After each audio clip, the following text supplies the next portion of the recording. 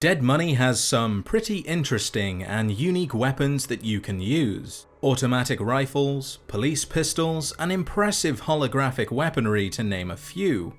But what if instead of using those, we settled for a space-age knife capable of slicing through everyday cutting boards and thumbs alike? In today's video, we'll be finding out if you can beat Dead Money using only a cosmic knife. As always, the rules are simple. Enemies must be killed using a cosmic knife, however, story-related deaths and enemies that kill each other are fine. The challenge begins when we reach the DLC and finishes when the main quest is complete. With that said, enjoy the show. After Ken shot me in the head for sleeping with Barbie, I woke up to find myself half naked with an old man watching over me. After telling him my name, he forced me to play a game, and then guess what he had painted? It was riveting. But as soon as I was free, I jumped ship and headed for the abandoned Brotherhood of Steel bunker. The journey to the bunker was an eventful one. To begin with, I lost half my health to a powder charge. Luckily, the powder gangers who it belonged to were not hostile, and didn't much mind me taking a quick snooze. Back at full health, I carefully avoided any further charges and discovered Hidden Valley, where I wanted to try my luck traversing Scorpion Gulch, a gulch full of scorpions. Good luck.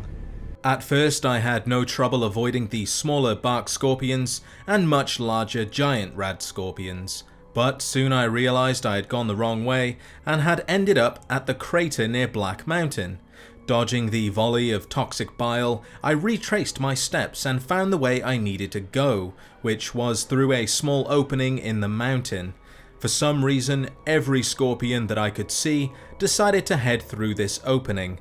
I did jump down and climb atop a small rocky platform nearby, hoping to lure some of them out, which kind of worked, just not as well as I had hoped. I channeled my inner bunny and ran, frantically hopping all over the place. To my surprise, it actually worked. I was through, unscathed and soon passing Helios 1, and then Camp Forlorn Hope, before making it to the abandoned Brotherhood of Steel bunker. Now, to make the challenge somewhat doable, I met the recommended level of 20 by using console commands. All of the specials, skills, perks and traits will be in the description.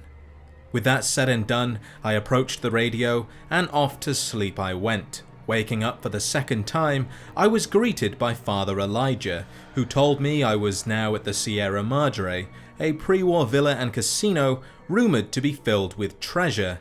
Treasure that I was going to help him take. A heist, if you will. But I had no choice in the matter, as I now had an explosive bomb collar strapped to my neck. So did 3 other individuals whose lives were now tied to my own. If I died, they died, and vice versa. The first step to getting the old man his treasure began with finding these 3 individuals and uniting them at the fountain. Before I did though, I began searching for my weapon of choice. During my search, I found many Sierra Madre chips which I could use at the vending machines, as well as cigarettes which I could return to said machines for more chips. And trust me, I wanted those chips, because once I found the Stimpack schematic, I would have an almost endless supply of Stimpacks. As my search around the fountain was coming to an end, I found a cosmic knife, breathed a sigh of relief, and set my sights on finding the first member of my involuntary team. I started following my Pip-Boy marker towards the police station, looting everything I could get my cloud-stained mitts on, including one of Dean's secret stashes. I then found a knife spear, contemplated using it due to the similarity between the knife spear and cosmic knife, decided against it, and readied myself to fight my very first enemy, a ghost person.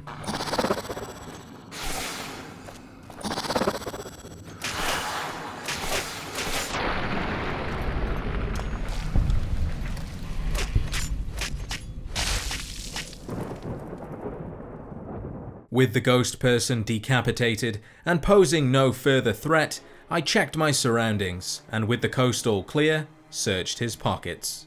Finding nothing useful, I pressed on, activating a hologram to protect the area, disarmed a few traps, and followed the sound of the alarm directly to the police station. Inside, Dog, the first member of my team, was waiting. However, several radios inside the building were interfering with my caller's frequency and had to be deactivated before I could get close enough to speak with him. I turned off what I could, found weapons I couldn't use, armor that I could use, and descended into the basement, where a voice spoke to me. It was the voice of God. God asked me to retrieve a holotape towards the back of the basement and play it for Dog upstairs, which I did. Doing so, Dog was placed inside a mental cage, allowing God to take his place. After a long discussion, I managed to convince God that while I might not be his friend, I'm also not his enemy, and with the collars connecting our lives, he seemed to trust me, if only a little, but it was enough to get God to head back to the fountain and wait for the others.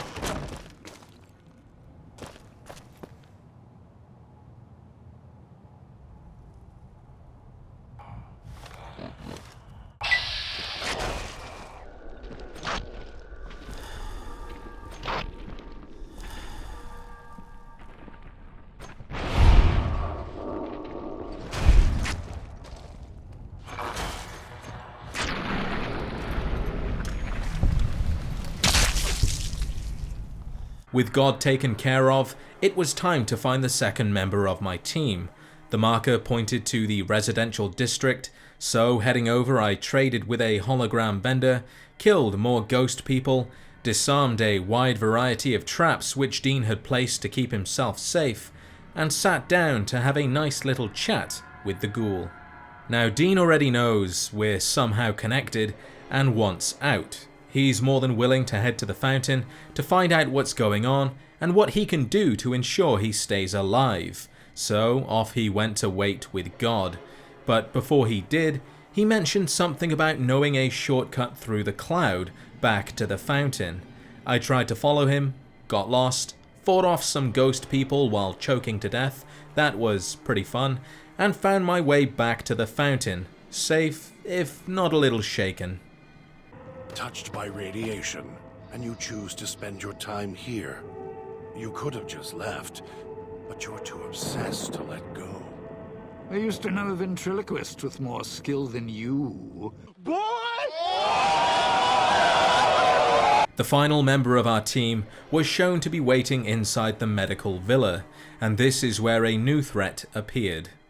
So far we had experienced radios that interfered with the bomb collar. Luckily these could be switched off. Now we had to deal with speakers which came in one of two forms. The first was blue and could be destroyed with a ranged weapon, which I didn't have, and the second was red, which could not be destroyed, but could be switched off provided you found the terminal and could access the files.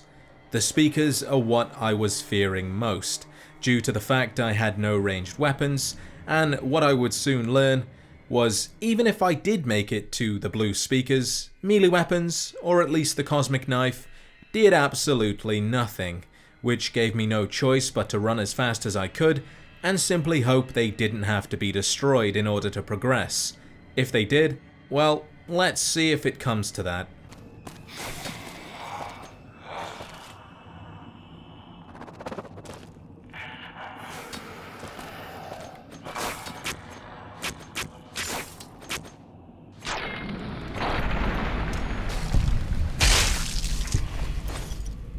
Luckily, the speakers in this area can be bypassed by simply running through, killing any ghost people and also roaches along the way, until reaching the false sense of security that is the Villa Clinic. Inside the clinic was no safer. In fact, it was arguably more dangerous due to the security holograms who take no damage. The only way to affect them is by adjusting their patrol route, or by switching them off entirely. Fortunately, the ground floor was clear of any holograms, and thanks to my lockpick skill, I was able to unlock the door to the basement, which housed the terminal needed to free Christine from the auto dock. Before doing so, I did find many other failed captives, along with the assassin suit, the Stimpak schematic, and a workbench, meaning I could now clean the cosmic knife, which improved the base damage, tripled the damage it did to limbs, and gave it a slightly better chance to achieve a critical hit. Speaking with Christine, the woman with the scars proved to be less vocal when compared to our conversations with God and Dean, but through nodding, hand gestures, and a series of eye rolling, Christine was on board and heading to the fountain, meaning the first step to becoming free was complete.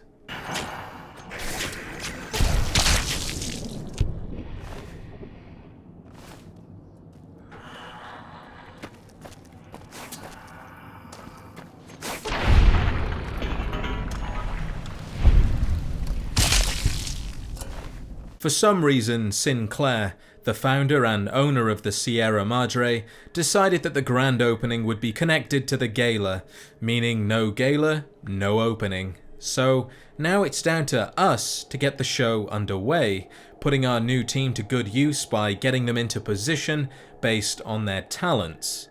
Before going any further, I cracked up the difficulty to hard, and then worked towards getting God to the switching station in Salida del Sol. After asking him to follow me, I took out my knife and focused on defeating the enemies before he could.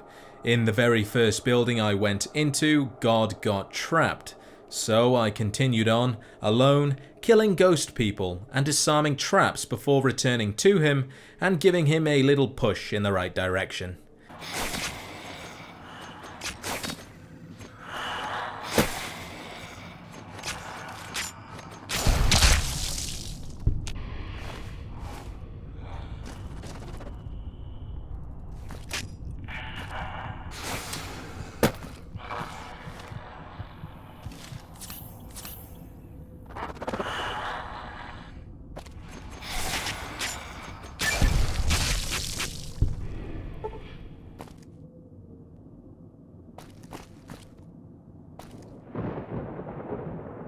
At the switching station, God got into place, but before leaving him, he told me that he needed some food. It wasn't for him, rather as a bribe to keep dogs satisfied and sleeping.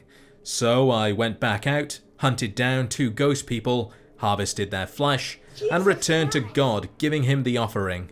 Now with a full stomach, he has no qualms about remaining here and using the directions on the wall to flick the correct switches in the right sequence. Back at the fountain, I spoke to Dean, who was not happy with his position, which was on a rooftop in Puesta del Sol. According to Dean, it is the last place anyone in their right mind would want to be during the gala, and outright refuses to go there alone, which means we have to take him.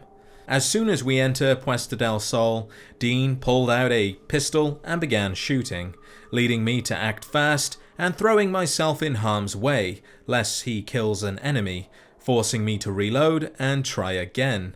Luckily, I didn't have to do this, at least not until he killed a radroach anyway. Damn it. With the enemies taken care of, it was only a matter of disarming traps, following the signs, and outrunning the speakers before they could kill me. His role in all of this was to simply hold 2 live wires together, using his body to complete the circuit. In his words, it is the job for the dead weight, the odd man out.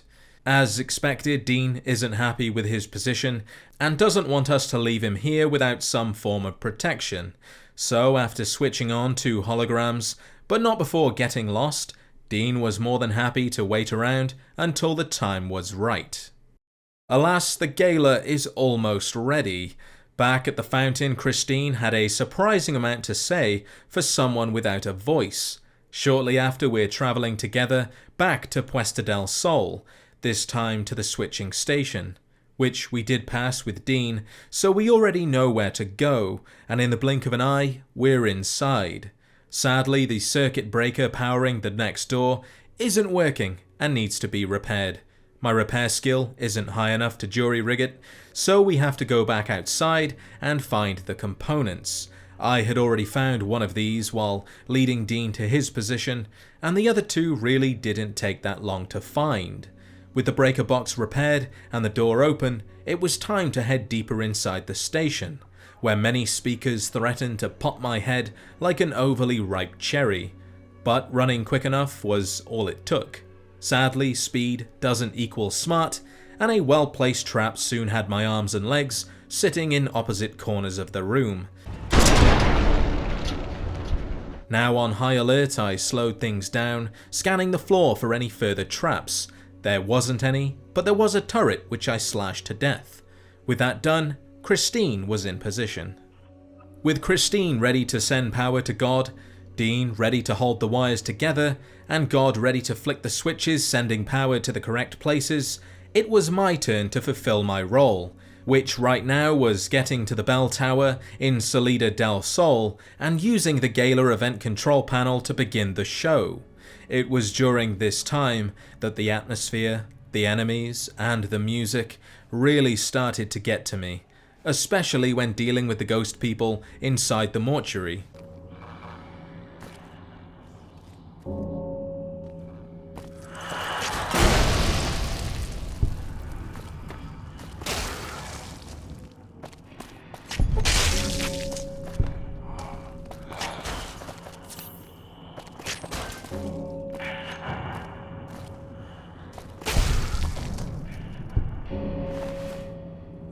With the way forward safe and secure, I climbed the ladder to the bell tower and reaped the reward of a job well done. With all this noise, many of the ghost people had come to see what was going on, and not only were they incredibly perceptive, they could also throw a spear 20 meters into the air with almost deadly precision.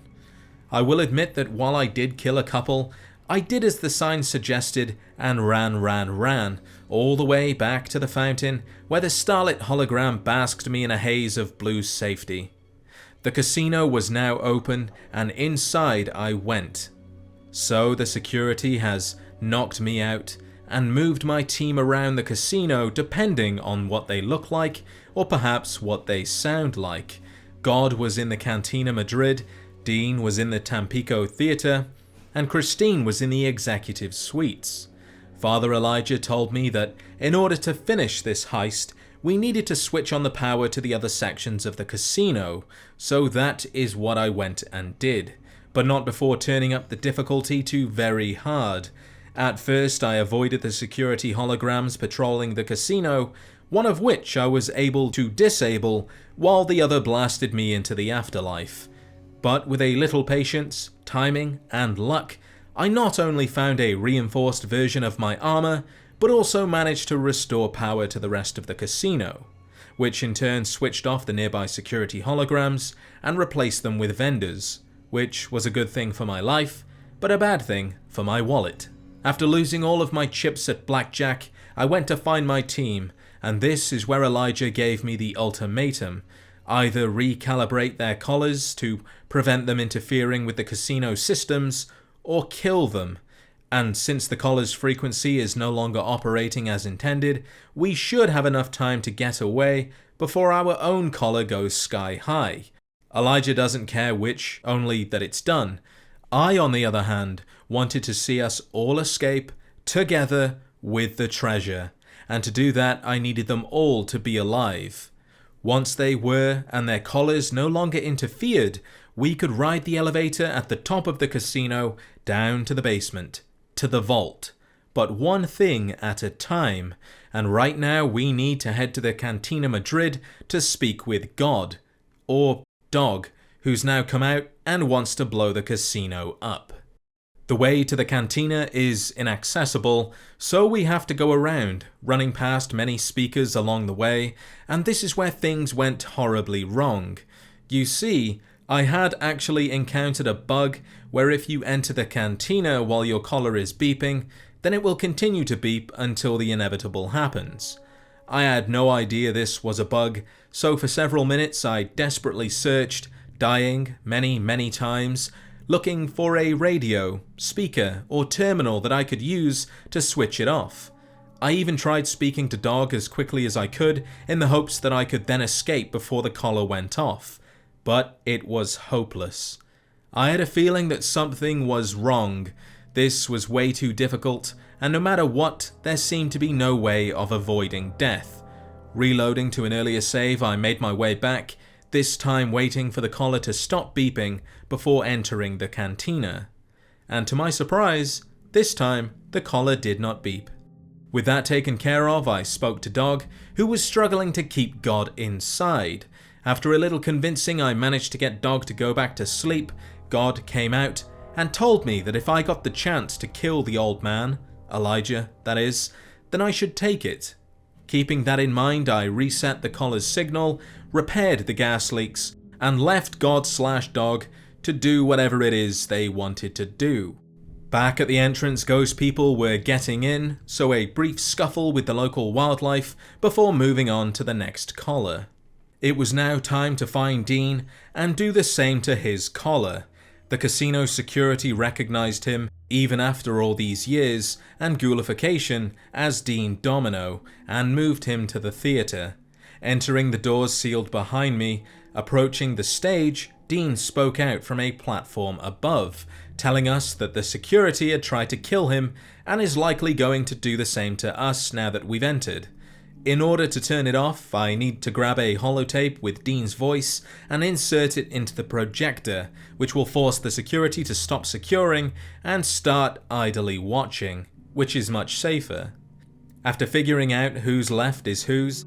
What? Oh, my left. Your right. So, yeah, run to the door on your right. Almost got you killed there. Us killed there. I ran for the door and began making my way backstage. Immediately, my collar began beeping. I did find a radio and turned it off, but the beeping persisted.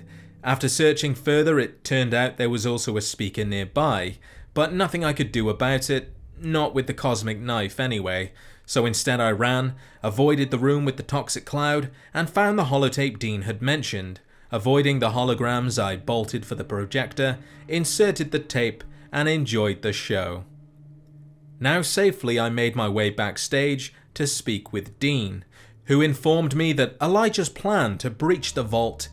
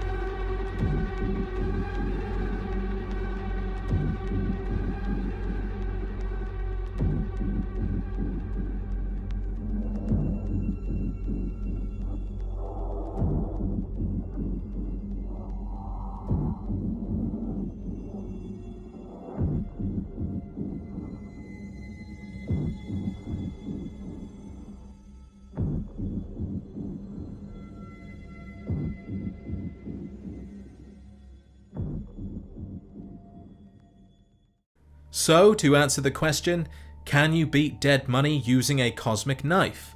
Yes, you can. Although the options to do so are severely limited. Be sure to show your support by liking the video and subscribing if you haven't already for more Fallout content.